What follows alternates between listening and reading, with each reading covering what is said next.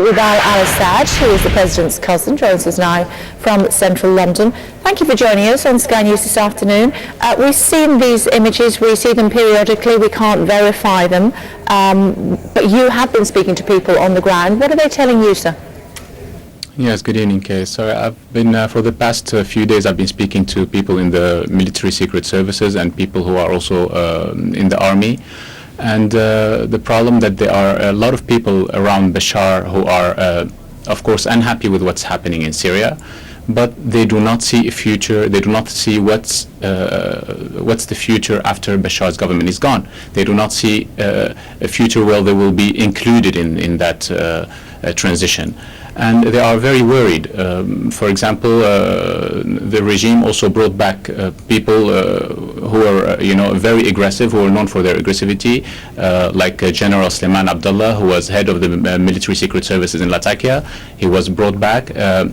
Also, another general head of the Palestinian branch has been brought back, and this shows that the regime is not ready to have dialogue, and in the contrary, they are ready to put on a fight.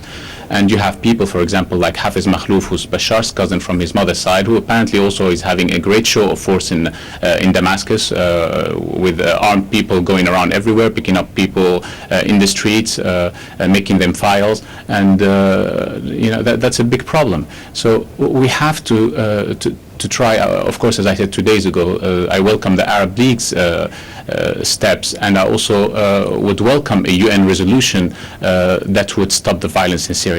They have to sit. Yes, sorry. Sorry, I interrupted you, but I just wondered about your view on why the generals continue to support your cousin. Is that because they fear the unknown? They're not sure what will happen if he is deposed? Yes, they do fear the unknown. They do fear that we'll have the same problem as happened in Iraq, because you hear the opposition abroad, for example, they have been talking about an all-inclusive opposition, but there are no practical steps taken by them. Actually, they have only seen the contrary of that when you had those opposition, domestic opposition, who went to Cairo when they had a meeting last week with the Arab League, and they were attacked by members of the SNC. They were attacked with, they threw at them eggs and tomatoes and stones and some punches. Well, we want democracy in Syria. All those people want democracy. They want to move forward. They want a peaceful transitional change, but they do not want this kind of, they do not want to change, replace a dictatorship with a theocracy. They don't want, they're asking themselves if those people are acting this way while they are in Egypt. So what would they have done to those people who don't agree with them if they were in Damascus? So the people, the opposition inside Syria and the opposition abroad need to speak with the same voice. They need to show the world that we are all united. It's going to be an inclusive transition where everyone will be included from all sects, all ethnicities, and that's the only way forward. What does this mean for your cousin, though, sir? I mean, he is paying lip service to the Arab League, isn't he? He is saying that he will withdraw tanks from restive cities, that he will cease attacks on protesters, that he will engage in dialogue with the opposition. But then 370 people have been killed, according to reports, since the 2nd of November.